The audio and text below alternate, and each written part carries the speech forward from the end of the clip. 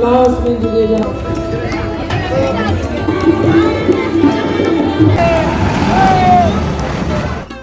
জয় জগন্নাথ, জয় জগন্নাথ, জয় জগন্নাথ। রথযাত্রা শেষ আপনারা জানেন, কিন্তু স্মৃতি তো আর সহজে চলে যায় না। তাই এবছর যারা কলকাতার পার্ক স্ট্রিট ময়দানে যেতে পারেননি তাদের জন্য ছোট্ট করে একটা ভিডিও বানিয়ে এনেছি। আপনারা পুরোটা দেখবেন, আশা করি ভালো লাগবে। আপনারা জানেন যে এই পার্ক স্ট্রিট ব্রিগেড ময়দানেই কিন্তু শ্রী শ্রী জগন্নাথ দেবের গুন্ডিচা মাসির বাড়ি নির্মাণ করা হয়। আর এখানে উল্টো রথের আগ পর্যন্ত শ্রী শ্রী জগন্নাথ দেব বিরাজমান থাকেন। তার ফলে এই দিনগুলিতে প্রচুর পরিমাণে ভক্তবৃন্দের ভিড় হয়। আমরাও বেশ কয়েক বছর ধরে চেষ্টা করছিলাম এই দিনগুলিতে এখানে আসার, কারণ এখানে এক এক বছর এক এক রকম থিম নিয়ে প্যান্ডেল করা হয়। আর চারপাশে পরিবেশ এমনভাবে সাজিয়ে তোলা হয়, মনে হয় যেন আমরা মায়াপুর চলে এসেছি। যাই হোক, চলুন এবছর কি থিম সাজিয়েছে আর কিভাবে করে সেই জগন্নাথ মন্দিরের যে রথের সংলগ্ন জায়গাটাকে কীভাবে করে সাজানো হয়েছে, চলুন সব জায়গাগুলো আপনাদের একবার ঘুরিয়ে দেখায়।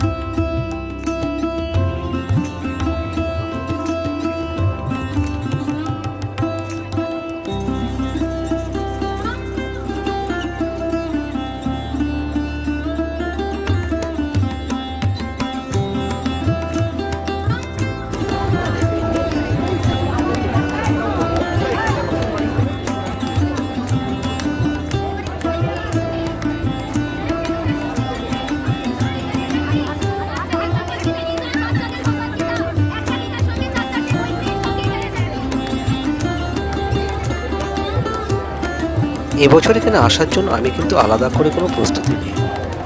আমার অফিস শেষ হয়েছে, অফিস শেষ করার পরে অফিসের ব্যাগ পিঠে নিয়েই কিন্তু এখানে চলে এসেছি।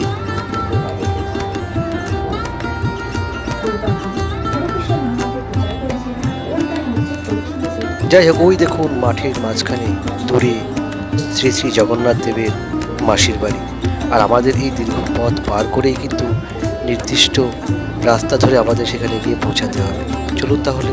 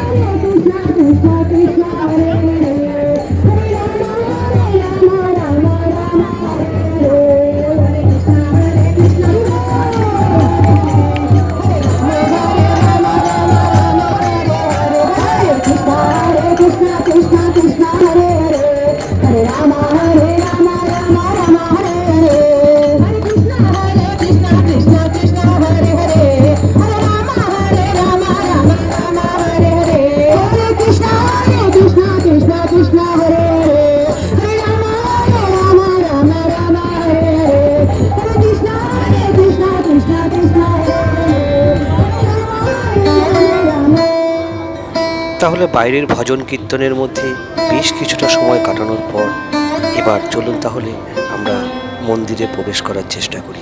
এখানেও যথেষ্ট লাইন পার করে আমাদের যেতে হচ্ছে, বেশি একটা দেরি হলো না, আমরা সহজেই মন্দিরে প্রবেশ করতে পেরেছি। মন্দিরের ভেতরটাও আপনারা ভালোভাবে দেখে নিন।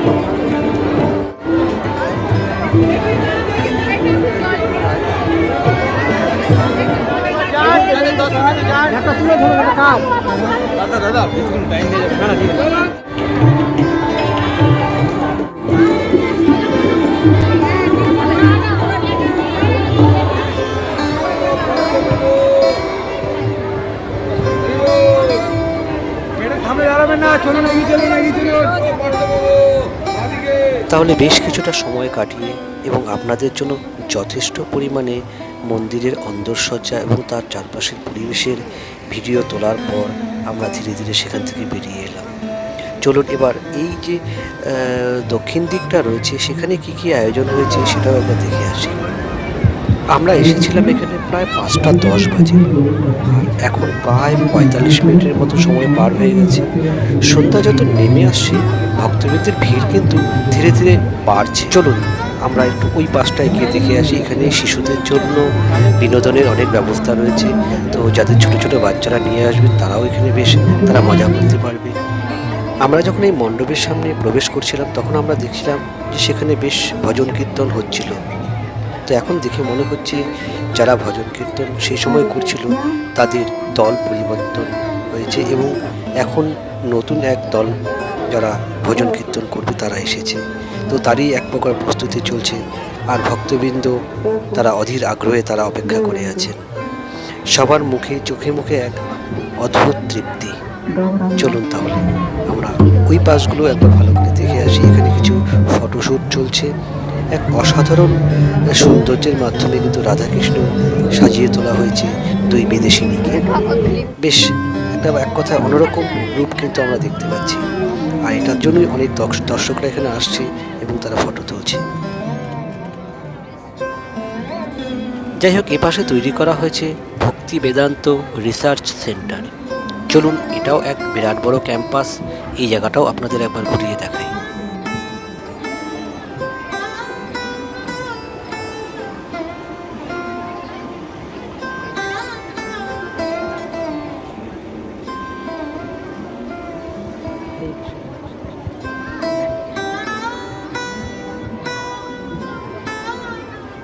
এখানে এসে আমরা দেখতে পেলাম যে অনেক মাতাজি এখানে ফুলের কাজ করার মধ্যে ব্যস্ত। আসলে প্রভু জগন্নাথ দেব, তার মণ্ডপ, তার সৌন্দর্য, বিভিন্ন ক্ষেত্রে প্রচুর ফুল মালা অনেক কিছু দরকার হয়।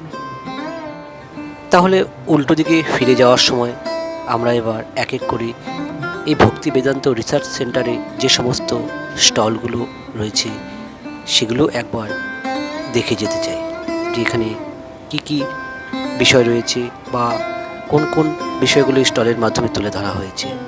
আমরা দেখতে পাচ্ছি তারা যে এখানে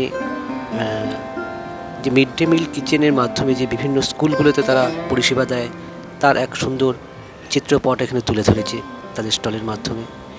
এছাড়া কলকাতা মায়াপুর যে ভ্রমণ বা সার্ভিস রয়েছে সেগুলো এখান থেকে বুকিং করা যায়। বিভিন্ন আধ্যাত্মিকতার উপরে অনেক বই রয়েছে স্টাডি করার জন্য, সেগুলো এখানে আমরা দেখতে পাচ্ছি স্টলে।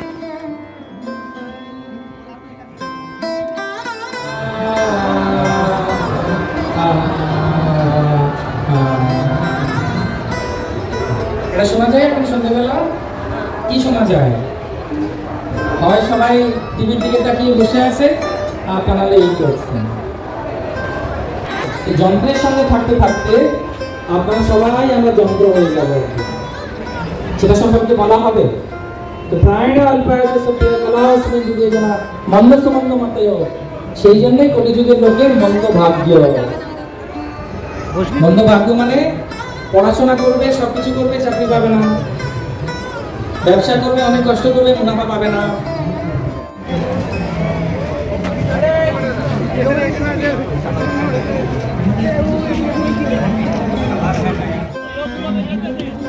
জগন্নাথ দেবের দর্শন করার পর এবার বাড়ি ফেরার আগে অবশ্যই আমাদের প্রসাদ গ্রহণ করা দরকার। তো আমরাও চলে এলাম সেই প্রসাদের ভান্ডারার এখানে। তো আমরা এখন প্রসাদ নেব এবং এটাও দেখব যে এই যে এত এত মানুষের জন্য যে প্রসাদ আনা হচ্ছে সেটা কিভাবে করে আনা হচ্ছে। এই দেখুন ছোট ছোট ট্রাকে করে খিচুড়ি, হালুয়া অনেক কিছু আনার পর এভাবে করে মেকানিক্যাল ক্রেনের দ্বারা সমস্ত এই ভারী ভারী ডেকচিগুলো কিন্তু ধীরে ধীরে নামানো হচ্ছে এবং যেখানে নিয়ে যাওয়া দরকার সেখানে তারা পৌঁছে দিচ্ছে। তো এই বিশেষ ব্যাপারগুলো কিন্তু আমাদের বেশ ভালো লাগলো আর কি, যে এইভাবে করেই এত এত দর্শককে, ভক্তদেরকে প্রসাদ দেওয়া হয়। যাই হোক, ভিডিওটা আজকে এখানেই রাখছি। কেমন লাগলো কমেন্টে অবশ্যই জানাবেন, আর ভালো লাগলে অবশ্যই সকলের মাঝে শেয়ার করে দেবেন। ধন্যবাদ, আবার দেখা হবে নতুন ভিডিওতে।